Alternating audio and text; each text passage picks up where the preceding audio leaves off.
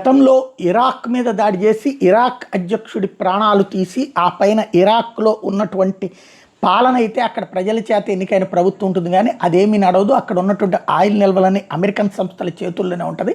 అలాగే ఇరాక్లో ఒక air base పెట్టేసింది అమెరికా, ఇరాన్ పక్కనే ఉన్నటువంటి ఇరాక్లో. ఇప్పుడు ఇరాన్ ఆ ఎయిర్ బేస్ని టార్గెట్ చేసింది. అమెరికాకి సంబంధించినటువంటి ఇరాక్లో ఉన్నటువంటి air base Erbil international airport మీద పెద్ద ఎత్తున దాడులతో విరుచుకుపడుతోంది. పెను విధ్వంసం సృష్టిస్తున్నటువంటి పరిస్థితి అయితే ఉంది.